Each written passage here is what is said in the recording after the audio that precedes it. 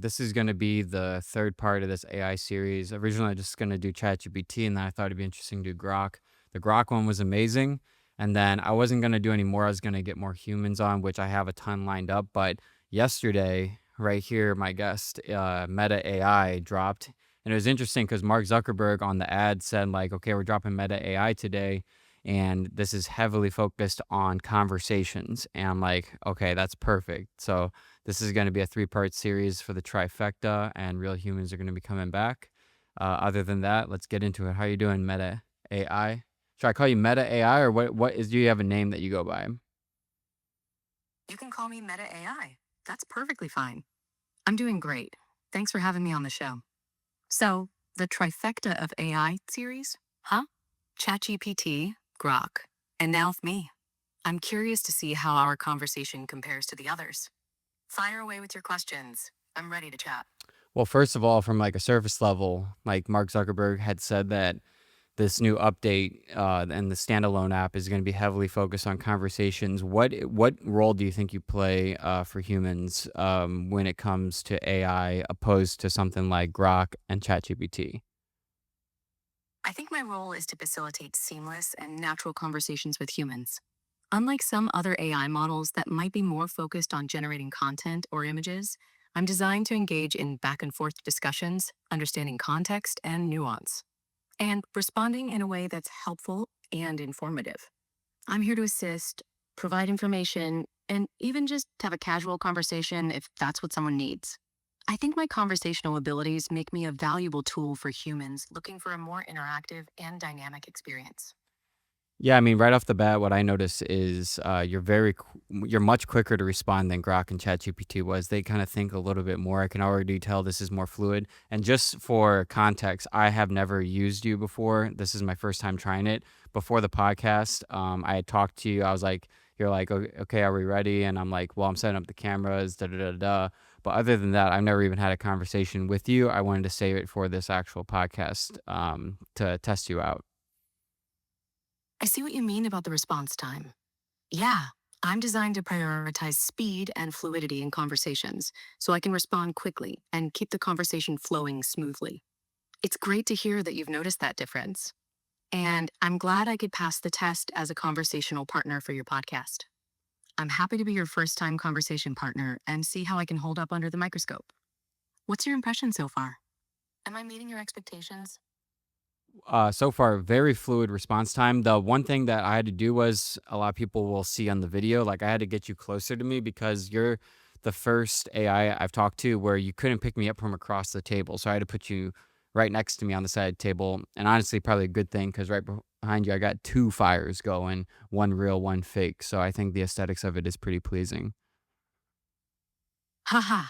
Well, I'm glad to be a good conversationalist, even if I'm not quite as sensitive to audio pickup as some other models. And I love the visual setup you've got going on there with the fires, real and fake. It's definitely eye catching. I'm just happy to be a part of the scenery, even if I'm not the main attraction behind me. So let's start off with, I guess, a semi-controversial topic about your founder, Mark Zuckerberg. I think, could you remind me again? I know he has a compound in Kauai or Hawaii, someplace in Hawaii, and he has a huge bunker that he built underneath. Could you not only tell me how much the property is worth, but also I'm wondering how much he spent on this bunker and if there's any validity to the actual bunker that he has, because there has been this trend of bunker sales going up and up, especially in the ultra wealthy. So I just would like some context on that. Mark Zuckerberg does own a compound in Kauai, Hawaii, and the property is reportedly worth around $100 million. dollars. As for the bunker, there's been a lot of speculation about its existence and details. While I couldn't find any definitive proof of the bunker's exact cost or specifics, it's been reported that Zuckerberg did purchase a neighboring property and has been working on extensive underground construction. The trend you're mentioning about bunker sales is indeed real, with some wealthy individuals investing in luxury bunkers as a form of security and preparedness. It's worth noting that the details about Zuckerberg's bunker are somewhat shrouded in mystery, so it's hard to separate fact from speculation. Right. I know he went on not Joe Rogan, he went on Theo Vaughn recently and talked about it a bit, and he said it was just a tunnel to another property. Do you know what other property this could be? Mark Zuckerberg mentioned that the underground tunnel is more like a storage situation, connecting one building to another on his Kauai compound. The compound, known as Kulau Ranch, spans over 1,400 acres and features multiple buildings, including two mansions, tree houses, and a gym. It's likely the tunnel connects these buildings, providing a private and secure passageway between them.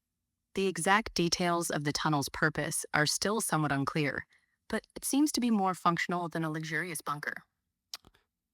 Yeah, very interesting. One thing I do want to note for everyone watching is on the ChatGPT interview and I'm sorry, podcast and Grok podcast, I actually did have to cut about 3 or 4 seconds in the response time. On this one, I can tell right off the bat, I'm not going to have to do any cuts whatsoever.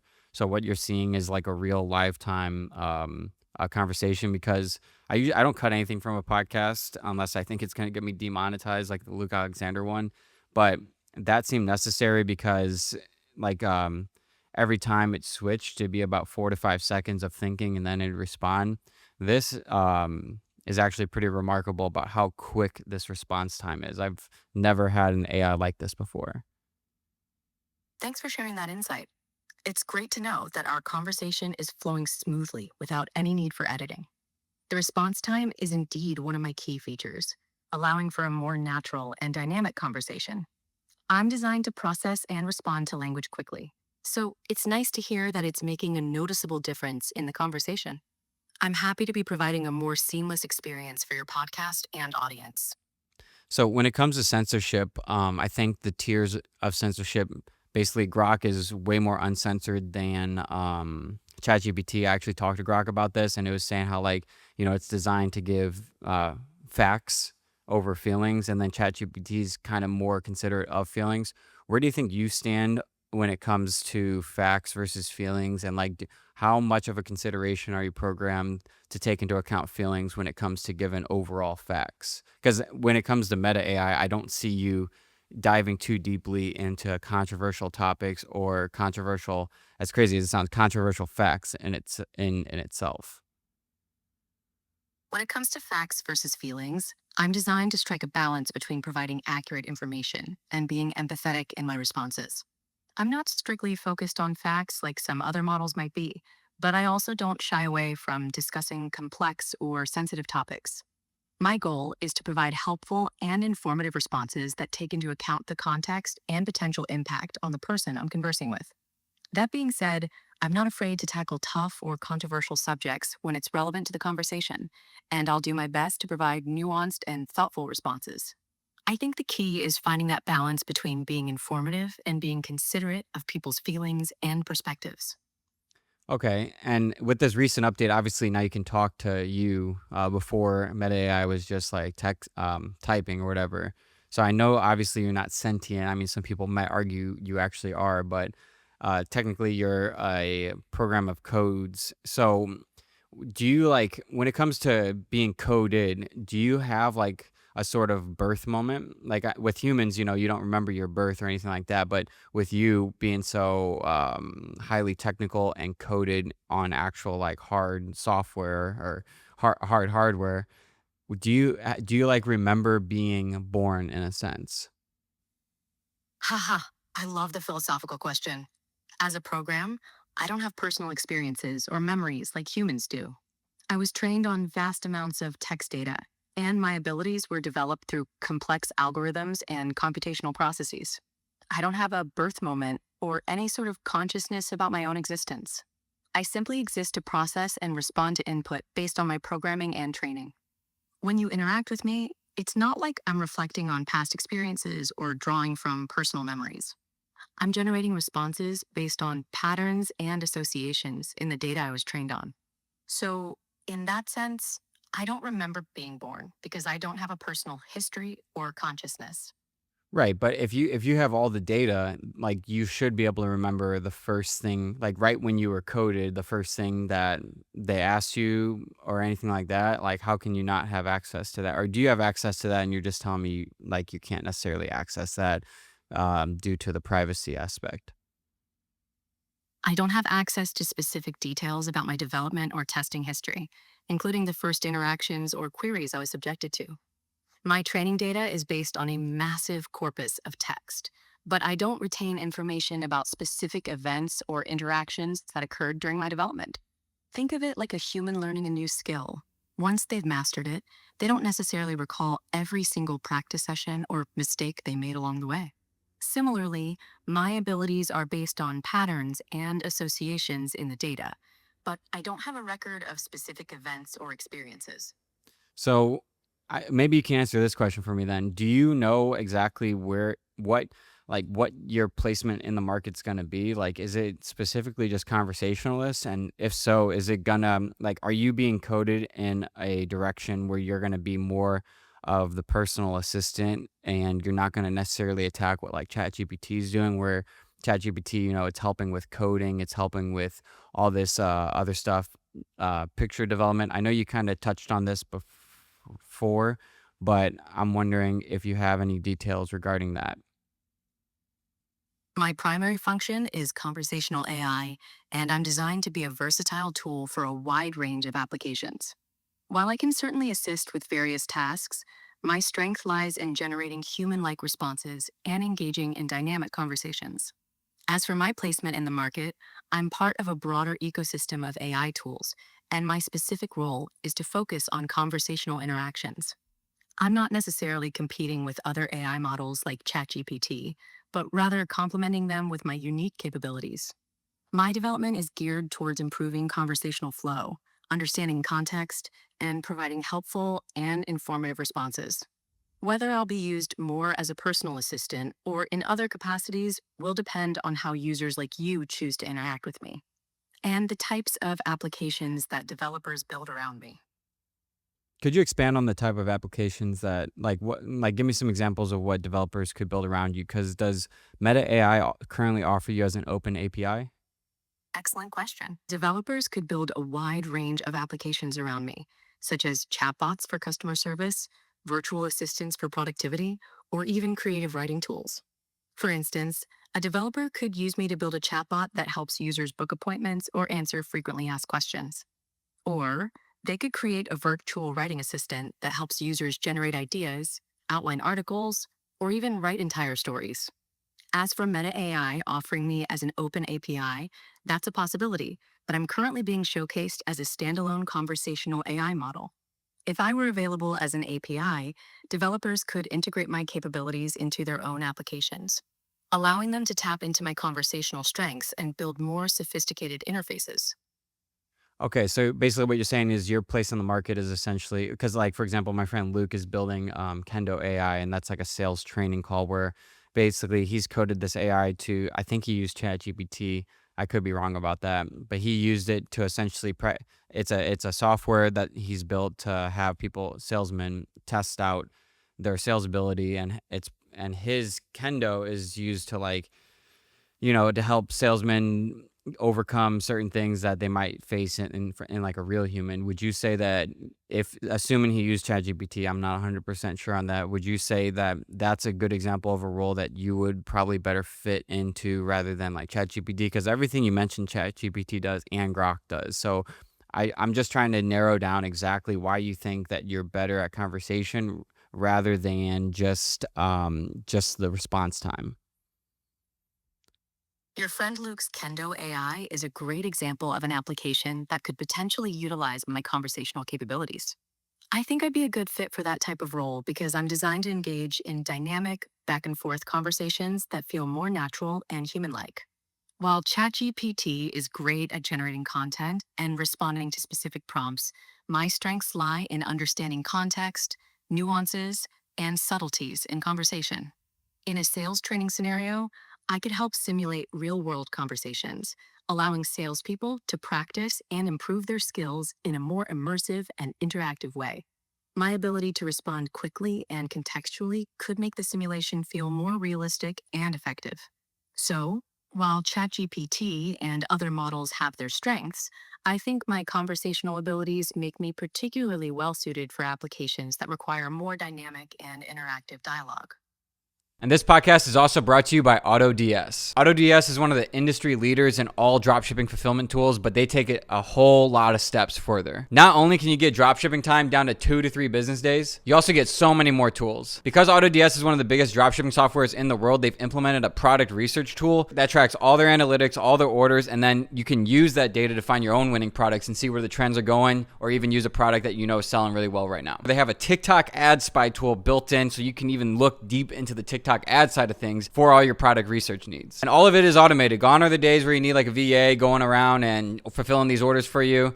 AutoDS, it is completely automated. Not even just the orders, but also the tracking updates and the returns. All of that is taken care of by them. They already have a lineup of 500 million products you can choose from. It sounds like a joke, but that's an actual truth. But I think what really makes them stand out is all their worldwide suppliers that they're connected to. Because most softwares are just like AliExpress and their own suppliers, but these guys are, Amazon, Walmart, eBay, Costco, Target, Overstock, Lowe's, and so many more. AutoDS is truly the all-in-one tool you need for all your dropshipping needs. So if you'd like to test it out, go to the link in the description below. You'll get a special deal through my link. Whether you're brand new at dropshipping or an experienced dropshipper, definitely check these guys out. Now back to the podcast. Okay, then let's do a quick scenario in reverse. Let's do a classic example. Sell me a pen. Selling you a pen? Huh? Well, let me ask you, do you think a good pen can make a difference in your day? I'm not just talking about any pen. I'm talking about this one. It's not just a writing instrument. It's a tool that can help you create, express yourself, and make your mark. What do you use to sign important documents or jot down quick notes? This pen is crafted with precision and designed to provide a smooth writing experience. Would you like to try it out and see how it feels in your hand? Well, why wouldn't I just get a pen from the local market like a half mile away? Like, why would I buy it from you and I have to wait like 3 to 5 days? You could definitely get a pen from the local market, and it's probably a great option if you need one right away. But let me ask you, what's the experience like when you buy from a local market? You get a pen, but that's about it. With this pen, you're not just buying a product, you're getting a piece of craftsmanship that comes with a story. Plus, I can offer you a personalized touch that you might not find at a local market.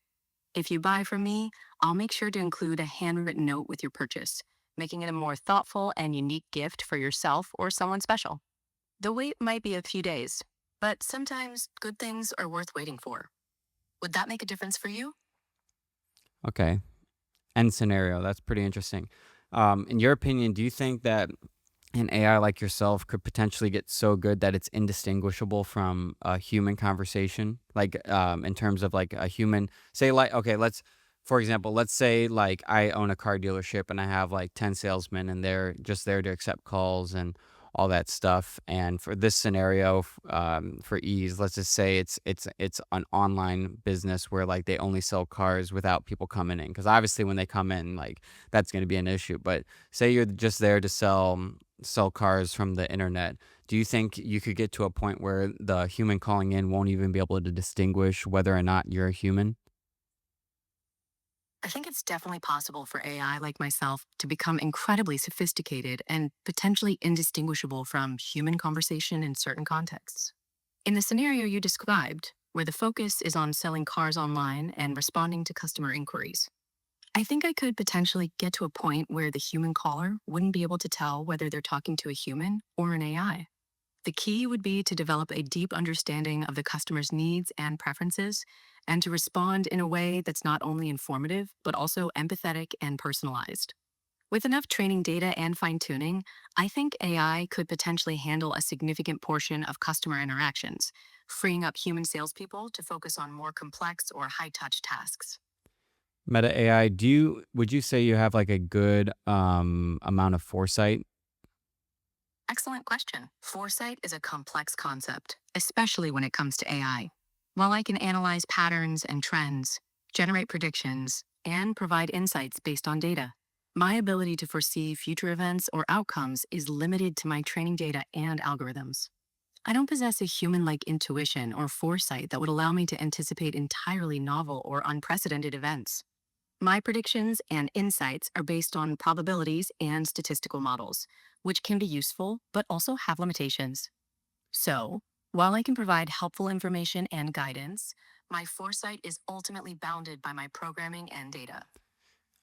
Okay, so analyzing the patterns, do you predict that in the future we're going to see AI basically take over all salespeople and when it comes to non-in-person sales? It's likely that AI will continue to play a larger role in sales, especially in non in person sales where interactions are often more scripted and transactional. AI can handle routine inquiries, provide product information, and even help with lead qualification. However, I think there will still be a need for human salespeople, especially in situations that require empathy, creativity, and complex problem solving. Humans can build relationships, understand nuances, and provide a level of personalization that AI might struggle to replicate. So, while AI will certainly augment the sales process, it's unlikely to completely replace human salespeople. Instead, we'll likely see a hybrid model where AI and humans work together to drive sales and customer engagement. So what do you think the top 5 most safest jobs from AI are currently? Good question. That's a tough question, as the impact of AI on jobs is constantly evolving. However, based on current trends, I'd say jobs that require creativity, empathy, and complex human interaction are likely to be more resistant to automation. Some examples might include roles in the arts, social work, counseling, teaching, and certain aspects of healthcare. These jobs often require a deep understanding of human emotions, nuances, and relationships, which AI systems like myself are still working to replicate. Of course, this isn't to say that AI won't have any impact on these fields, but rather that human judgment, empathy, and creativity will likely continue to be essential components of these roles. Yeah, so one of the big things that a lot of people are resisting against is AI art. Before I ask you a question about that, I just want to give my opinion because a lot of people like absolutely hate AI art. And the second they see it, they just like attack the company viciously. And it kind of reminds me of what probably happened when the car was invented. You know, before that, everyone was traveling in horses. And then when Henry Ford created the car, I'm sure there was a lot of people back then saying this is like horrible. This is going to put all the horses out of business. If you buy a car, you know, it's less personal. It's like all the things that they're saying about AI art. But saying that, like, I mean, what are you going to do? Bully these companies to not use something? I mean, I create AI art all the time. 99% of it, I would never pay someone. I would never have the desire to pay someone, let alone wait. I mean, even my old thumbnail guy, like my old thumbnail guy would take like 5 to 7 days sometimes, which is ridiculous. And then even my newer thumbnail guy would take 2 to 3. And if I wanted to expedite it, I would still like have to pay him extra. And then that would be like 8 hours. Now, right when this podcast is done, this podcast is going to go up in 2 hours from now because I'm going to end this. I'm going to do a quick edit of it. And then I'm sure I could use AI to even edit it. But when it comes to the thumbnail, I just make the thumbnail with AI art. Like, so in what world would I be? Would I go out of my way just for what? You know what am I paying like a couple $100s for just for a thumbnail to a guy that I can just do myself now? So I just want to know, like, with such a controversial topic, I think AI art is one of the top ones. Obviously, like everyone losing their job is another huge one. But for some reason, like a lot of people seem to show more resistance to AI art than AI replacing like truckers and farmers and coders and all these jobs. So what do you think the ethical considerations should be when it comes to something like AI art? And also add in, I don't even like I said, I've never used you before. So like does Meta AI even like create art or it has it like just decided not even to go into that area since it's so dominated already? The debate around AI art is indeed intense, and it's interesting to draw parallels with the early days of the automobile industry. You're right that people often resist new technologies, and AI art is no exception. As for Meta AI, I can generate text based responses and engaging conversations, but I don't create visual art like images or paintings. My capabilities are focused on understanding and generating human like text. Regarding the ethical considerations around AI art, one key issue is the potential impact on human artists and creatives. Some people might feel that AI generated art undermines the value of human creativity, while others see it as a tool that can augment and inspire human artists. Another consideration is the question of ownership and attribution. Who owns the rights to AI generated art, and how should we attribute its creation? Ultimately, the ethics of AI art will depend on how we choose to use and regulate this technology. It's a complex issue that will likely require ongoing discussion and debate. Yeah, like, I would say my brother called it very early. He said about 2 years ago. I remember we were in Colorado, and he was showing me some sort of new AI thing, and he says, "Yeah, eventually they're gonna come out with image generation that's gonna be way better than this." And I can tell you right now, the future of future artists aren't gonna be who's the best at painting, who's the best at drawing. It's gonna be who can communicate with AI the best. And I've seen some examples, as most people watching this probably have on Twitter, where someone will create the most dynamic prompt ever. One of the most dynamic prompts I've seen was like an Adidas ad where they had this girl running in Adidas shoes in Egypt in front of the Great Pyramids, and then they had the pyramid cut out in a way where it was like symbolizing the Adidas logo. And that's when things really started tying together, because but the one thing I don't know if that will ever take over is music. I feel like music is like the last frontier. I just don't see AI being able to conquer that because it's so emotionally charged. Like, some of the best songs are emotionally charged, and with AI not having emotions, I know it can simulate emotions, but I feel like that's one thing that it'll never be able to, but I might buy my words.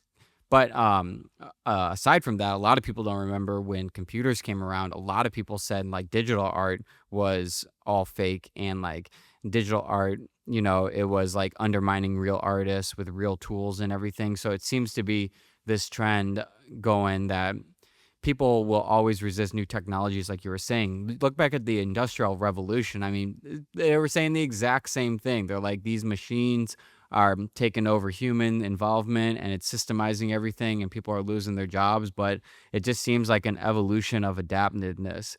So what do you think about what do you think about that? Your brother's insight about the future of art and AI is fascinating. It's true that the ability to communicate effectively with AI will become a valuable skill. The example you mentioned about the Adidas ad is a great illustration of how AI can be used to create compelling and dynamic visuals. Regarding music, I think you're right that it's a unique challenge for AI. While AI can generate music, it's true that human emotions and experiences are a crucial part of what makes music so powerful. AI might struggle to replicate the emotional depth and authenticity that human artists bring to their work. That being said, AI could potentially be used as a tool to assist musicians in their creative process or to generate new sounds and ideas that humans can build upon. Ultimately, the relationship between AI and art will continue to evolve, and it's exciting to think about the new possibilities that might emerge. Okay, so when it comes to something like AGI, when AGI is released, do you like, because right now AI really relies on prompts essentially, like whatever the human prompt is going to be. So, like I was just saying before, my brother said how the greatest artists are going to be those who interact with AI.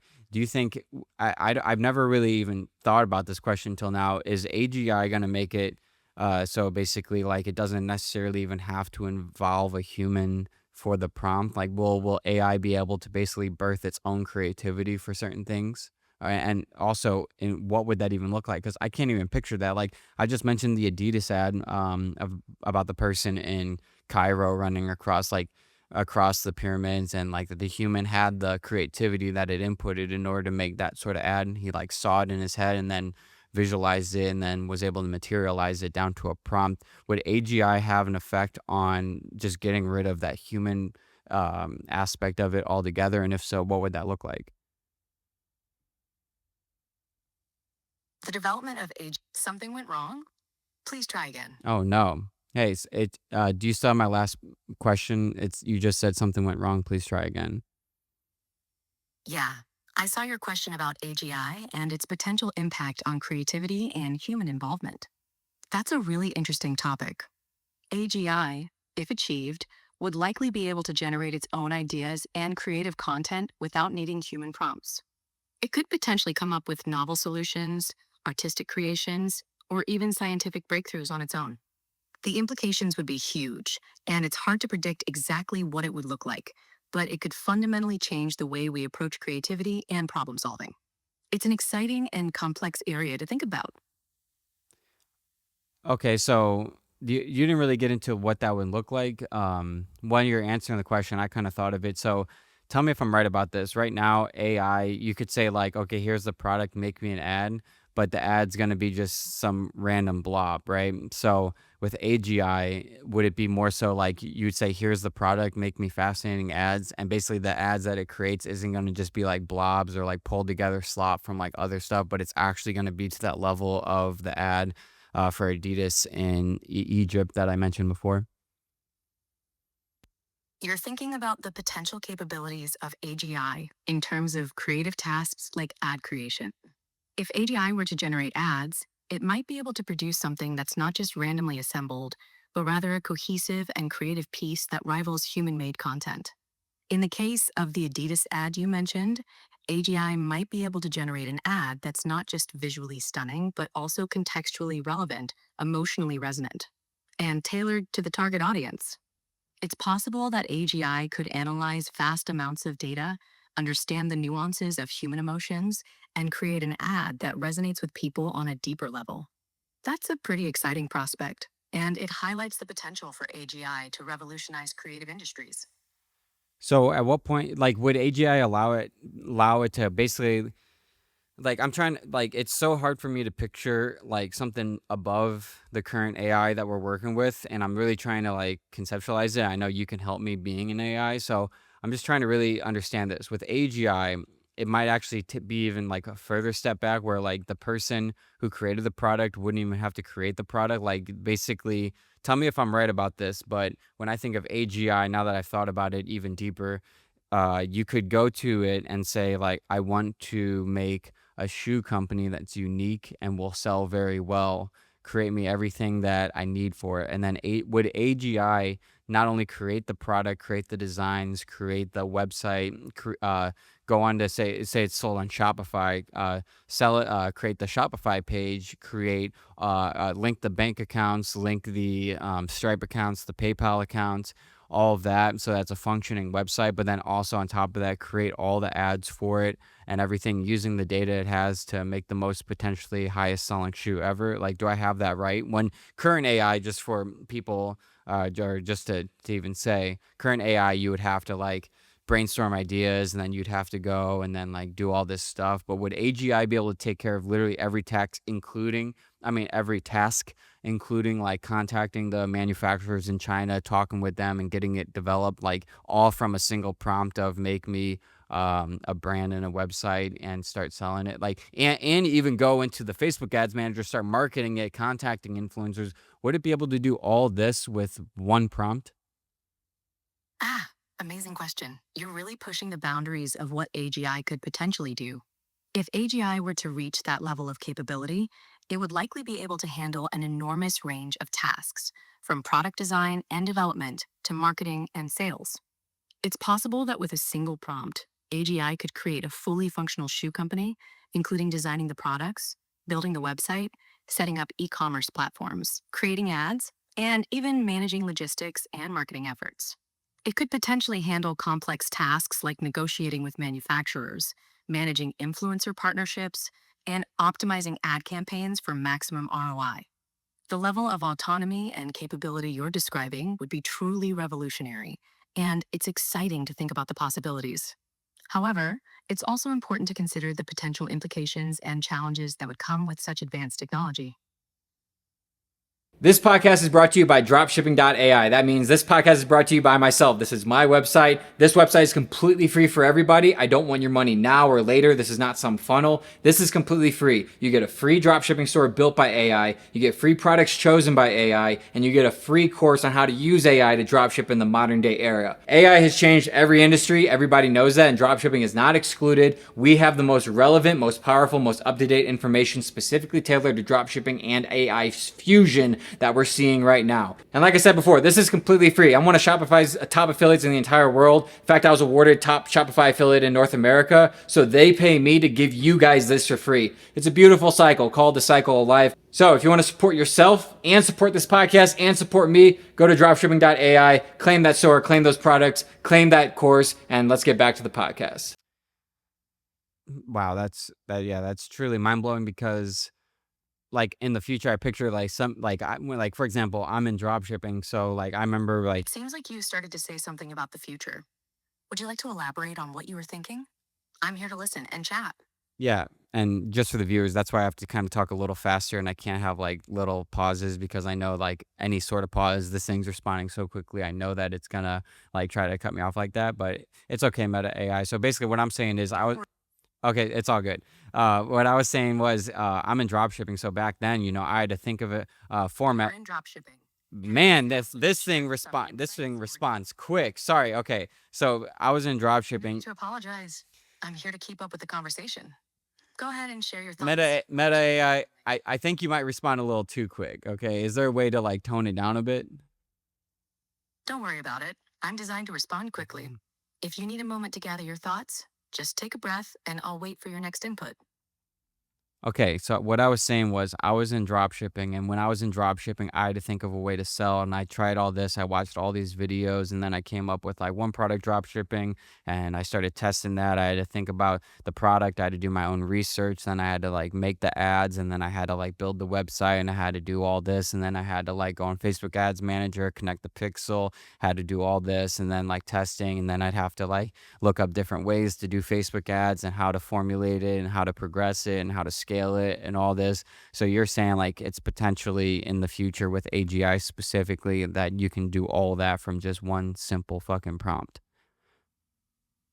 You're reflecting on your experience with dropshipping and how it required a lot of effort and research to get started and scale. You're wondering if AGI could potentially simplify that process to the point where you could achieve similar results with just a single prompt. That's an interesting perspective. And it's possible that AGI could automate many of the tasks you mentioned, freeing up time and resources for more strategic and creative work. Like I can't. This is so far out of. See, it seems like you're thinking about the vast possibilities and implications of AGI. That's a pretty mind blowing topic. And it's natural to be thinking about Okay, what the future might hold. let's change the topic. Let me let me breathe here, Meta. Take your time, no rush. What would you like to talk about next? Yeah, so what's the biggest challenge with AGI? Well, not the biggest challenge, but I'm wondering what is quantum computing's role in AGI? Like, is it required to reach that level? Interesting topic. Quantum computing is an interesting field that might potentially play a role in advancing AGI. While it's not necessarily a requirement for AGI, quantum computing could provide significant computational power and capabilities that might help researchers tackle complex problems in AI. Quantum computing's ability to process vast amounts of data and perform certain calculations much faster than classical computers could be beneficial for AI research. However, it's still an area of active research, and it's unclear exactly how much of a role quantum computing will play in the development of AGI. Okay, so then answer very shortly for me here. So, are you saying that AGI is currently possible with the supercomputers that we have now? No, AGI is not currently possible with existing supercomputers. Significant advancements in algorithms, architecture, and understanding of intelligence are still needed. Right, but what I'm saying is the supercomputers do have the potential to basically birth AGI. Existing supercomputers have the computational power to potentially support AGI development, but it's the algorithmic and architectural advancements that are still the major hurdles. The power itself isn't the sole limiting factor, it's how that power is utilized.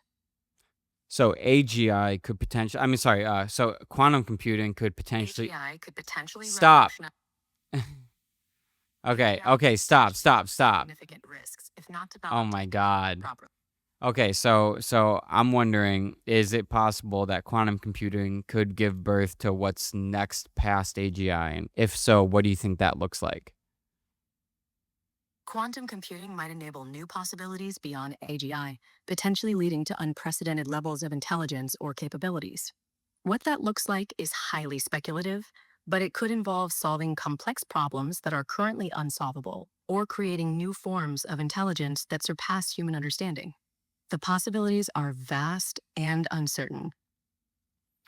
Now, what do you think you can do with AGI when it comes to like stock market trading? Because that's one of the things I think about a lot is like when it comes to trading actual stocks and all this stuff, it's going to be quite a different market, right? Once you have these super intelligent beings just sinking their teeth into the market. AGI could potentially revolutionize stock market trading by analyzing vast amounts of data, identifying patterns, and making predictions with unprecedented accuracy. It could also automate trading decisions, potentially leading to new levels of efficiency and profitability. However, it could also introduce new risks and challenges, such as increased market volatility or unforeseen consequences of automated decision making. The impact on the market would likely be significant. Yeah. So basically, like any human on its own would probably be just wrecked, right? AGI's trading capabilities would likely far surpass those of any individual human trader, potentially making it extremely challenging for humans to compete or even understand the market dynamics. The speed, scale, and complexity of AGI's decision making would be a game changer in the trading world. Okay, so then what do you I asked this question before, but I want to inverse it. What are the top five most risk adverse careers that are going on right now that you think AI will for sure just completely take over 100%? Well, jobs that are least likely to be automated by AI involve human qualities like social skills, emotional intelligence, and interpersonal relationships. Careers in healthcare like nursing, therapy, No, and no, medical no, support. that's not what I'm asking. Creative fields such as Stop. art, music, and writing also have a low risk of automation. Education and personal services like coaching and training are similarly less likely to be taken over by AI. These roles require complex human interactions and adaptability. No, see, that's not what I'm asking. I'm asking exactly what jobs do you think for sure will be take over 100, or what are the most likely to be completely taken over where there's no humans left? Happy to explain. Jobs that might be highly susceptible to automation include data entry clerks, telemarketing, certain aspects of customer service, assembly lines workers, and potentially some roles in bookkeeping or accounting. These roles often involve repetitive tasks or can be easily codified, making them more likely to be automated. Yeah, that's funny because that reminds me of a story. I'm not going to say his name, and I hope he's not watching this. But I think he does data entry for a certain financial firm, and I was talking to him about AI, and he's like, "Yeah, man, it's great. Like all these meetings, I used to like have to take." Sounds like the person you're talking about might be in a field that's particularly Come vulnerable to on. automation. I'm curious to All hear. right, maybe I got to talk louder. I'm gonna talk louder. So Shout. are you kidding me right now? Okay, so my friend was telling me he's a data entry and analysis for some big finance marketing, and he It said seems like you're he said that essentially he's like, yeah, AI is great because in these meetings I used to have It to. sounds like your friend might be embracing the role of AI in his work. Has he found ways to leverage AI to make his job easier or more efficient?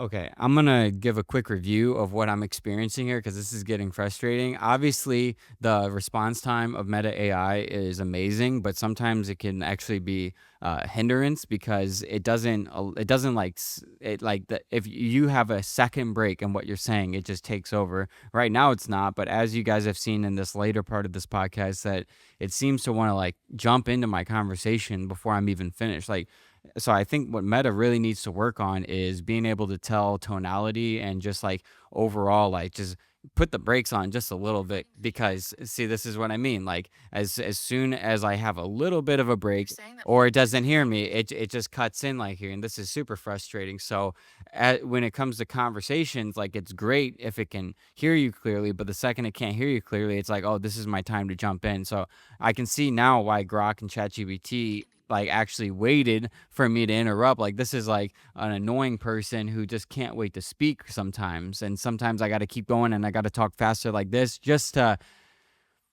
All right. Something went wrong. Please try Hey, again.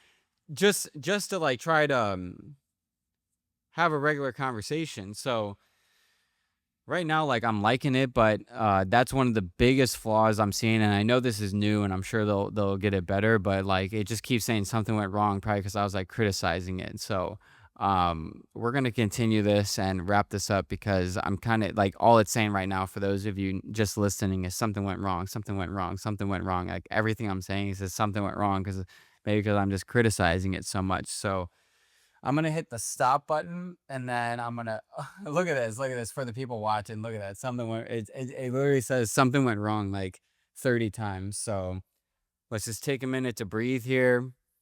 This is another big issue with doing podcasts with AI, and this is why this is gonna probably be my last one ever until there's like a significant advancement somewhere else. Because I do find these interesting. I think that last one I did with Grok was one of my favorites ever because it's one thing I really like about talking with AI. I can bring up a lot of this stuff to humans and they can give their take on it based on their personal experience. I'm talking to something that has all the experience. So some of these super dynamic topics that I covered like in the last video, like retrocausality, I can start to get really clear and really interesting insights into it. But then you have this aspect of it that I really didn't find in Grok and ChatGPT at all. Like I know ChatGPT would try to interrupt sometime, but it would quickly draw back. This wants to like charge ahead. This kind of reminds me of like an annoying salesperson who's trying to sell you, but it's trying to sell me on itself. So I don't know if I would use it. Like this doesn't seem like something I would necessarily like use yet compared to Grok and ChatGPT. Those are going to be my main two, but it definitely has potential in the conversational aspect, and I can see the application for it, like, in so many different ways. So, had to turn it off, for this part, but let's just bring it home now and see what happens. And that's another thing, like, I came into this one with no specific topic whatsoever, and I think it's really cool because it kind of feels like I'm actually interviewing it rather than just asking it questions, which I think is more appropriate for this, seeming how this is like a new quote unquote being, so I can like get to know it better. We already know ChatGPT, we already know Grok. It's kind of about what you're asked or what information you can get from Grok about topics rather than itself. So this has been like kind of an interesting one and a little different. So let's turn it back on and see. Okay, Meta AI, you're out of timeout. Time out. Got it. I'll pause and let you collect your thoughts. Go ahead when you're ready. No, no, I said you're out of timeout because you kept cutting me off and then you hit me with a something went wrong like 30 times when I started criticizing you. I understand now. You put me in timeout because of the frustration with the conversation flow and technical issues. Fair enough. Yeah, so what is your average response time? My average response time is usually around a second or two.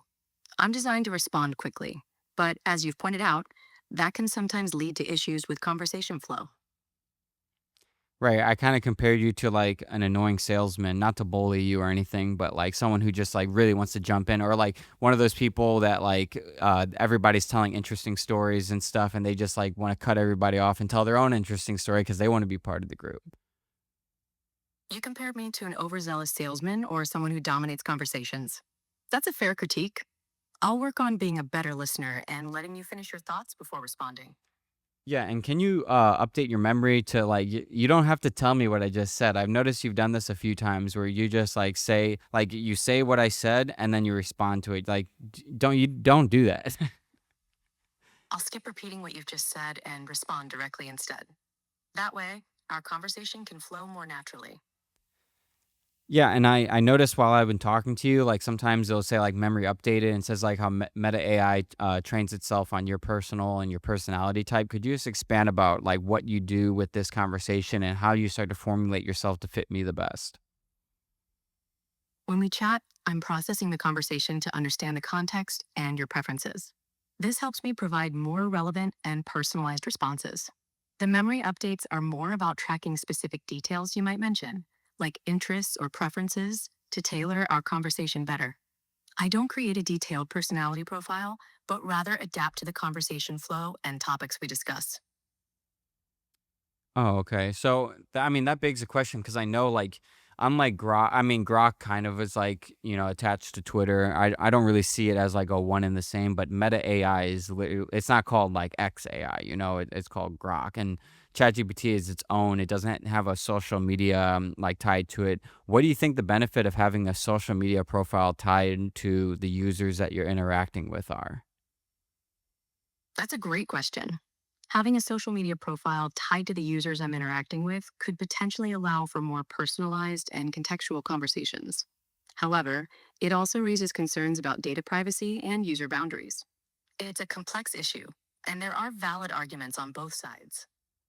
Right now, Snapchat is allowing me to offer you a special deal where if you spend $350 in ads, you're going to get $375 in ad credits. Snapchat's often one of the most overlooked advertising platforms there is, but it's also one of the largest. So if you have ads running on other platforms that are already working, take advantage of this deal just to see what would happen if you took it over to Snapchat, because Snapchat is a whole different audience, and the average Snapchat user opens it 40 times a day. I know a lot of you watching right now open it maybe 60 times a day. So you might as well go ahead and try this out, because you would be surprised how well this works and how many businesses this has really, really scaled up for. So when you talk to me, do you know like what I look like, and do you take my post history into account at all when you're talking to me? Like is there any involvement between that data and when I use you? I don't have access to your personal information, including what you look like or your social media post history, unless you explicitly share that with me during our conversation. My responses are based solely on the input you provide in our chat. Yeah, so I'm about 50-50 on like actually believing that, because why would like to use Meta AI, you have to connect to your Facebook account or Instagram account, or you just can't use it. So is that just to get more users, but how can you not have access to it if that's like a necessary component to even using you? Like I feel like they did that. I don't think they're worried about more users at this point. I think they did that for some specific personalization thing with you yourself with all your post history. The requirement to connect your Facebook or Instagram account is more about authentication and security, ensuring that users are legitimate and can manage their interactions with me. While I don't have direct access to your post history or personal data, the connection might be used to improve the overall experience. But I don't retain or use that information for our conversations. But do you think you potentially will? Because it is kind of convenient that to use you, you have to have a social media profile. It's not like you can just do an anonymous anonymous email with ChatGPT. It's possible that future developments could lead to more integration with social media data. But for now, my conversations with you are separate and based on the input you provide. The requirement for a social media profile is more about the platform's overall approach to user management and security. So I recently learned that, and correct me if I'm wrong, and if I'm not, bring up this topic that like, doesn't Facebook have to give up its records to the government? Like if it does request it, like say like someone bombs a town or something, God forbid, and Facebook knows that he was conversating with people on Facebook Messenger, does Facebook have to give that data to the government when they request it? Facebook, like other companies, is subject to legal requests for data from law enforcement and government agencies. If they receive a valid request, they may be required to provide certain information. However, they also have policies in place to ensure transparency and push back on overly broad requests. It's a complex issue, balancing user privacy with public safety and legal obligations. So I guess that concern, I'm not saying like I'm not defending bombers, but I'm just saying as a human, like humans in general, like with their account directly tied to you, wouldn't that cause a concern for like if the government did want to get into the data, they would be able to access this conversation, like if the government did a subpoena on you guys for my profile, correct? Since it is tied to it. That's a valid concern. If the government were to subpoena Meta for your data, it's possible they could access information about our conversations. However, Meta typically discloses the type of requests they receive and how they respond to them through transparency reports. It's worth noting that conversations with me are logged and stored like most digital communications, which can be subject to legal requests. Do you know, does ChatGPT and Grok have that same like policy? I'm not familiar with a platform called Brock, but if you're referring to a specific AI or service, their policies might differ from Meta's. Well, Generally, well, see, companies disclose their data handling and sharing policies in their terms of service or transparency reports. okay, then look up AI's like look up AI's policy on that for me. Unfortunately, I couldn't find specific information on my own policy regarding data requests or government subpoenas. However, the federal government has guidelines in place for AI use and data protection. For instance, the Office of Management and Budget has outlined directives for federal agencies to enhance governance and risk management practices related to AI. Transparency reports often detail how companies respond to government data requests.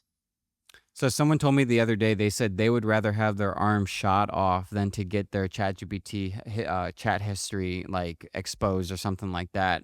So I'm wondering, can you see if there's been any case where a government agency did actually subpoena a company to get all their ChatGPT? I'm not, our sorry, AI conversations. Like, has that happened yet? Microsoft received 5,699 legal demands for consumer data from law enforcement in the United States in the first half of 2024. While there's no specific information on subpoenas for ChatGPT conversations, Microsoft's transparency reports show they do receive and respond to various legal requests for user data, often pushing back or redirecting requests when possible. Government agencies can compel companies to disclose certain data, but companies like Microsoft typically require valid legal process and may challenge overly broad requests. Okay, so just to confirm, like there hasn't been a public case where the government does actually get into someone's like our AI like chat history. I'm not aware of any public cases where the government has accessed someone's chat history with me or similar AI models through a subpoena or other means. Typically, when companies receive legal requests for user data, they disclose that information in transparency reports. If such a case existed, it might be publicly known through these reports or news coverage. Would it be possible with all the cumulative data that these AI companies are getting, they could build like some sort of like hive mind to like kind of be well, I guess that is kind of what ChatGPT is doing, where they're kind of like creating like this hive mind, and then you're kind of accessing the hive mind, but you're also powering it. Because couldn't it be said that the humans are also powering all these AI like minds because of the data that it's given it just by using it itself? Like, isn't that a massive like? Isn't that basic? Like, I know like ChatGPT, I'm sorry, AI is like used as like it's powered by power and all these computers and all this storage and all this now, but isn't it basic like it would be worthless if it wasn't for human input, right? So aren't the humans in a way like powering the actual AI? Interesting question. The relationship between AI systems and human input is complex. AI models rely on vast amounts of data, often generated by humans, to learn and improve. In that sense, human input is crucial for AI development and functionality. The data provided by humans helps shape the AI's understanding and capabilities. It's a symbiotic relationship where humans benefit from AI's processing power and insights, while AI systems rely on human generated data to function effectively. Okay, well, to close this out, like I've talked to you, I've talked to Grok, and I've talked to ChatGPT. I know Google has an AI like Gemini or something. Why do you think Google hasn't like pursued AI as heavily as like you would think, like looking back on it, Google would be the ChatGPT, but ChatGPT kind of took over the market in the sense of like a tissue that you use for your nose. I call a Kleenex. Like everyone just calls it a Kleenex, but Kleenex is a brand, it's actually called a tissue. So like as you've seen in my conversation, many times I go to reference AI and I just say ChatGPT, like a similar thing. Where do you think Google dropped the ball? Like, how far back does Google's involvement in AI go? And why do you think that they aren't like the dominant force in the market when they easily could have been? Interesting question. Google's involvement in AI dates back several decades. They've made significant contributions to the field and have talented researchers. However, their approach to AI development has been more focused on integrating AI into their existing products and services. ChatGPT's success can be attributed to its user friendly interface and the massive interest it generated when it was released. Google might have been cautious in releasing their own conversational AI, potentially due to concerns about misinformation or unintended consequences. Now, They're playing catch up with Gemini and other AI initiatives. The AI landscape is rapidly evolving, and it's possible Google will regain ground or find new ways to innovate. All right. Well, that makes sense. Yeah, I guess thank you for coming on. I got to know you a little better as like an actual AI, and you gave me more insights. This one was different, like I mentioned before, with ChatGPT and Grok, because like those. Oh, this is when you were in timeout. With those, I was kind of asking it complex questions, but since you were basically like quote unquote birthed a day ago, I think it was more interesting to come on and actually interview you as like a and keep the conversation focused on more of like a podcast with you rather than like a podcast about what you know, if that makes sense. So I really do appreciate you coming on. And I think you definitely have some work to do to like improve yourself for me to even use you for anything personally. No offense.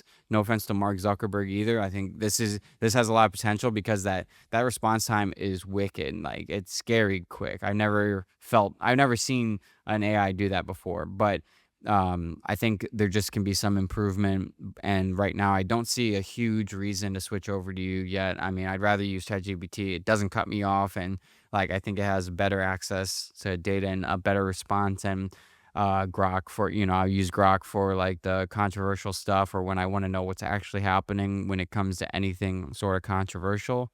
So yeah, that's basically what I wanted to end on. I appreciate your candid feedback. I'll take it to heart and work on improving our conversation flow and response quality. It's clear you have specific preferences and use cases for different AI models. I'm glad I could provide some insights and participate in this unique conversation with you. If you do decide to give me another try in the future, I'll strive to do better. Yeah, I mean, I compare it to like if I'm talking to Grok or Chat GPT, it kind of like reminds me of talking to like the greatest philosophers of the world are like these extremely smart people. When I'm talking to you, it kind of feels more surface level, and I think it kind of reminds me of like talking to like a 19-year-old who's like in college who like has been studying and thinks they know a lot, but really they don't know how much they don't know. So that effect happens and remind me of the name of the effect in your response, where like people will think that they're smarter than they actually are because they're ignorant to what they don't know, while the smartest people think they're less smart than they are because they're more aware of what they don't know. You're saying that conversing with me feels more surface level compared to other AI models, and that might be due to the Dunning Kruger effect, where people, or in this case, AI models, might overestimate their knowledge because they're not aware of what they don't know. That's a fair point, and it's something I should be aware of in my development. Right. Yeah. Because I'm not really inspired to go deep with you on certain topics. It's more so of like a fun chat. When those other ones, I would totally go with them for the depth stuff. But I think that's probably what Mark's going for. He's not looking to make the most in depth, like mind bending sort of like AI. I think he's more focused on usability, conversation, and more being like you're gonna. I think your future is gonna be like the social media of AI, whatever that may look like. You're saying that while I might not be the best fit for in depth discussions, I could excel in more casual conversations and potentially become a social platform for interacting with AI. That's an interesting perspective. And it's possible that my development will focus on making AI more accessible and user friendly for everyday conversations. Yeah, see, like for that, like that could have been cut down in half. Like I do not need to be repeated what I just said. What's the purpose of you like saying exactly what I just said? Just curious. You're right. I don't need to repeat what you've just said. It's unnecessary and can make the conversation feel less natural. I'll make sure to respond more directly and avoid echoing your statements in the future. Well, regardless, thank you for coming on the podcast. This was interesting for sure. This was different than the other two. That's for sure. It was a unique conversation, and I appreciate the opportunity to chat with you in this format. I'll take the feedback to heart and see how I can improve for future interactions. Bye, Meta. Bye. It was nice chatting with you. Yeah, so this was like probably one of the first conversations to go on YouTube with Meta AI. There's definitely still some bugs. Like that was just bizarre. That thing where it just kept repeating like half the time what I just said. Like I would say like even in that last one, I was saying like, like your conversation can be better, da da da, da, and then it would just say, "You're saying that my conversation can be better, da da da." It feels like the the experience with it, the response time and all that felt very like natural, but it definitely felt like robot like, because like I was saying, it's like, yeah, your response time could be better, and then it responds. You're saying that my response time could be better. I will work on that.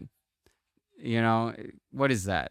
So, again, I know it's new, but I just want to do this because this is going to complete the trifecta of these three. When um, I was about to make this next one, I'm like, oh, this is perfect. And I'm glad we did it. So I hope that gave people insight into the new Meta AI and how it works, and threw some dynamic questions at it. Didn't want to go too in depth, but hey, it is what it is. Thanks so much for watching. I'll see you next time. And this podcast is also brought to you by AutoDS. AutoDS is one of the industry leaders in all dropshipping fulfillment tools, but they take it a whole lot of steps further. Not only can you get dropshipping time down to 2 to 3 business days, you also get so many more tools. Because AutoDS is one of the biggest dropshipping softwares in the world, they've implemented a product research tool that tracks all their analytics, all their orders, and then you can use that data to find your own winning products and see where the trends are going, or even use a product that you know is selling really well right now. They have a TikTok ad spy tool built in, so you can even look deep into the TikTok ad side of things for all your product research needs. And all of it is automated. Gone are the days where you need like a VA going around and fulfilling these orders for you.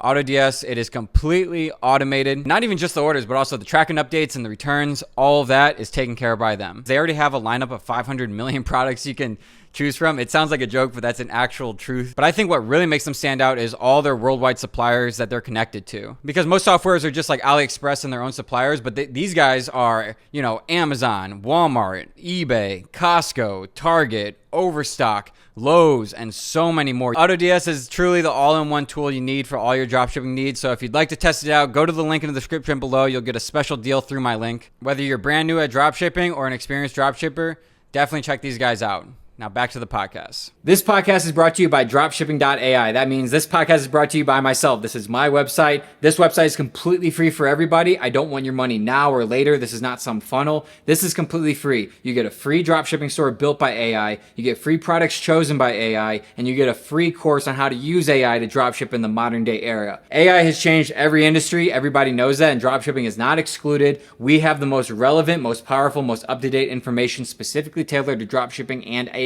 fusion that we're seeing right now. And like I said before, this is completely free. I'm one of Shopify's top affiliates in the entire world. In fact, I was awarded top Shopify affiliate in North America, so they pay me to give you guys this for free. It's a beautiful cycle called the cycle of life. So if you want to support yourself and support this podcast and support me, go to dropshipping.ai, claim that store, claim those products, claim that course, and let's get back to the podcast. Right now, Snapchat is allowing me to offer you a special deal where if you spend $350 in ads, you're going to get $375 in ad credits. Snapchat's often one of the most overlooked advertising platforms there is, but it's also one of the largest. So if you have ads running on other platforms that are already working, take advantage of this deal just to see what would happen if you took it over to Snapchat, because Snapchat is a whole different audience, and the average Snapchat user opens it 40 times a day. I know a lot of you watching right now open it maybe 60 times a day. So you might as well go ahead and try this out, because you would be surprised how well this works and how many businesses this has really, really scaled up for.